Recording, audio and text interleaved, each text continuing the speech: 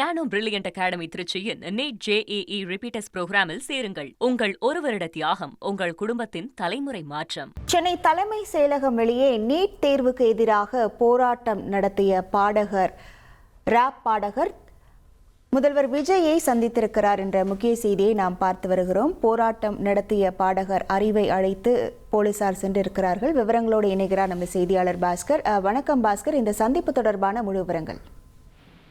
ஒரு சற்று நேரத்துக்கு முன்பாக தலைமைச் செயலகத்துக்கு முன்பு நீட் தேர்வை உடனடியாக கைவிட வேண்டும் என்பதை வலியுறுத்தும் வகையில கோஷங்கள் எழுப்பியவாறு தலைமைச் செயலகத்துக்கு முன்னதாக முற்பட முயன்றதன் காரணமாக காவலர்கள் அவரை அழைத்து சென்றாங்க. இந்த செய்தி அறிந்த தமிழக முதலமைச்சருடைய உத்தரவின் பேர்ல பாடகர் மீண்டும் தலைமைச் செயலகத்துக்கு அழைத்து வரப்பட்டு தமிழக முதலமைச்சர் விஜயுடன் பாடகர் அறிவு அவர்கள் சந்தித்திருக்கிறார்.